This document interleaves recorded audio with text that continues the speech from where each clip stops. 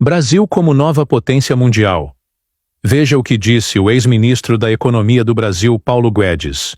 Quero colocar um pano de fundo para nós termos uma visão do que está acontecendo no mundo. Parece uma desordem, não é? Porque vocês veem grandes ondas de migração. Ao mesmo tempo você tem a guerra da Ucrânia, você tem o Hezbollah e o Hamas com Israel, você tem o Maduro aqui falando sobre o avanço no petróleo da Guiana.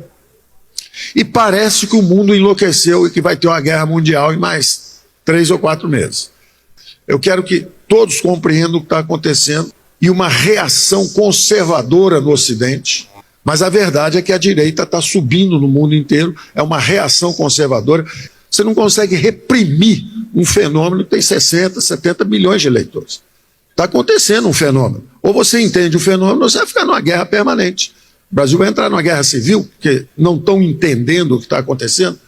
Nós temos que focar nos problemas. Falo o seguinte, qual é o maior bem que um ser humano tem? A própria vida. Está todo mundo seguro quanto à vida no Brasil? Quantos são os assassinatos por ano?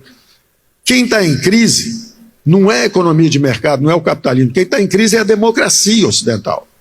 É importante entender isso. A classe política tem que entender isso. O que o Bukele tem em comum com a Meloni? A Meloni está contra a migração e está a favor de lei e ordem. É uma reação conservadora contra a criminalidade, contra o descaso, contra a imigração em massa. O que o Trump diz? Vou tirar os imigrantes ilegais. Então, eu quero que vocês entendam esse fenômeno. E é relativamente simples de entender. Nós estamos no episódio final de um longo ciclo de crescimento que começou no pós-guerra. Foi simplesmente o seguinte: pela primeira vez na história da humanidade, teve uma guerra mundial, quando acabou, em vez de ser uma guerra de espólio, em vez de condenar reparações, que tinha dado errado. Na Primeira Guerra Mundial, quando acabou, botaram as reparações sobre os alemães, eles preferiram fazer uma segunda guerra do que ter que pagar as reparações. Quem disse isso, inclusive, foi um economista famoso, foi o Keynes, que previu uma continuação dos problemas globais, exatamente porque não houve essa percepção. E vocês vão ver que guerra da Ucrânia, Hamas, Hezbollah, são episódios dentro dessa grande configuração. Acabou a Segunda Guerra Mundial, os americanos lançam o Plano Marshall e reconstroem os aliados. França, Inglaterra são reconstruídos rapidamente com 100 bilhões de dólares ao longo de 10 anos. Quem é o maior inimigo dos americanos naquela época?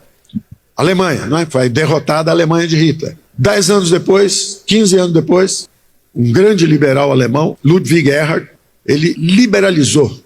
Nós falamos em lei de liberdade econômica, em abertura de economia, em facilitar investimentos internacionais. Isso foi o que o Erhard fez com a Alemanha imediatamente no pós-guerra. E a Alemanha, de país destruído, aniquilado, virou a segunda maior potência econômica do mundo, rapidamente. Logo depois, eles reconstruíram o Japão. Também foram os liberal-democratas. O Japão virou a terceira economia mais forte do mundo, 15, 17, 18 anos depois. Ou seja, foi uma história de inclusão econômica no capitalismo global. Foi a globalização. As economias de mercado começaram a engolir o mundo inteiro. E o mundo inteiro começou a sair da miséria. As vítimas do socialismo como doutrina econômica. A China de Mao Tse-tung era miserável, faminta, pobre, ignorante. Os americanos, depois de reconstruírem o Ocidente, estendem a mão para a China, tornam a China nação mais favorecida. E ela começa a penetrar nos mercados americanos primeiro. E se integram 1,5 bilhão de chineses saindo da miséria. 1,5 bilhão de indianos, que também eram países de orientação socialista, saindo da miséria. República Tcheca, Polônia, Hungria, todo mundo saindo da miséria, todo mundo subindo. E o Ocidente, sob tensão crescente dessa competição. Aí o americano começa a falar, está começando a prejudicar o negócio do lado de cá do mundo. Então, os economistas chamam do teorema do Stolper-Samuelson, o teorema de equalização dos preços dos fatores de produção. A história do mundo nos últimos 80, 90 anos é de um sucesso extraordinário. Quem estiver olhando de outro planeta, nunca tanta gente saiu da miséria. Só que isso pressionou o lado de cá do mundo. Quer dizer, 1,5 bilhão de chineses entraram na piscina dos mercados globais. Então esse papo de que o socialismo como doutrina econômica, fome, miséria, caminho da pobreza. Esse é o fato econômico. O resto é papo. As economias de mercado tiraram o mundo da miséria. E estão fazendo isso há milênios. Começa a guerra comercial Estados Unidos e China. Tem um elefante querendo entrar na piscina de criança. Começou a pressionar os salários no Ocidente. A classe média começa a se sentir abandonada. Então o Teorema de Stolper-Sanders diz isso. O preço dos carros americanos é 700, 70, 80 mil dólares. O carro japonês é 10 mil dólares. Esse é o teorema de equalização dos fatores de produção, dos preços dos fatores. Os carros começam a subir, começa o comércio global, começa a cair o preço do carro americano, várias indústrias começam a fechar, perder empregos industriais, a desindustrialização do Ocidente, a inundação de bens industriais que vem da China.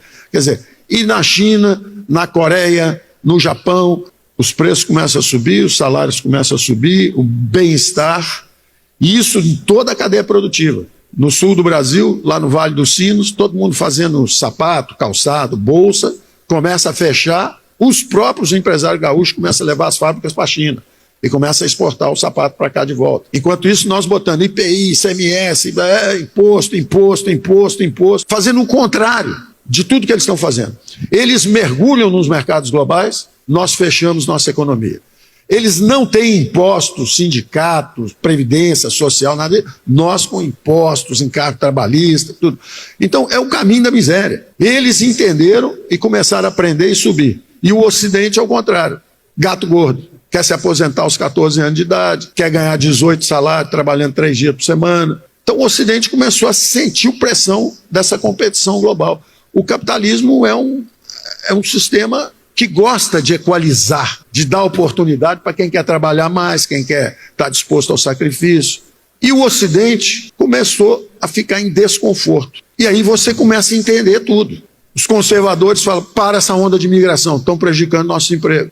Esse é um conservador falando. Ora, o mundo era um mundo cada vez mais liberal, indo em direção à prosperidade para toda a espécie, um mundo só, tudo integrado, sem fronteiras. Um ritmo de progresso alucinante. De repente você começa um recuo. Por quê? Porque a receita socialista, enquanto eles adotaram a receita capitalista do lado de lá como vítimas do socialismo como doutrina econômica, nós fizemos exatamente o contrário. A nossa afluência, a nossa riqueza, entre aspas, do Ocidente, começou a dar mau exemplo. E particularmente a Atlântida, o continente perdido, que não é da variante anglo-saxônica. Ele é da variante continental, Europa ibérica, que era justamente onde o capitalismo tinha penetrado menos. Então, nós tentamos virar um Estado social antes de enriquecer. O país é pobre e já quis viver como vivem os gregos, os franceses. Mas é importante entender isso, porque aí você entende o quadro inteiro. Quadro inteiro. O Ocidente procurando desesperadamente a direita.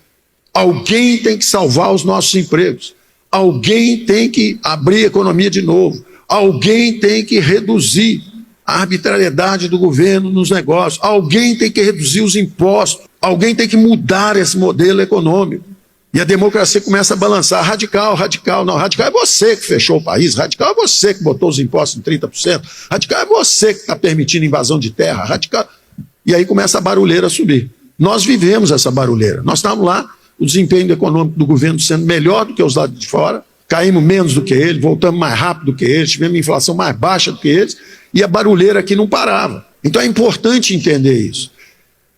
Então, simples entender uma onda de direita varrendo o mundo, ganhando em toda parte. Está acontecendo.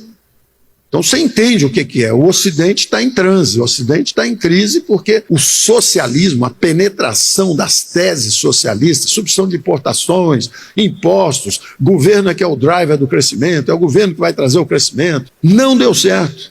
Nós afundamos 100 anos. E o outro lado do mundo, a Ásia, fez exatamente o contrário. Abraçou o modelo ocidental e foi com tudo, o negócio subindo.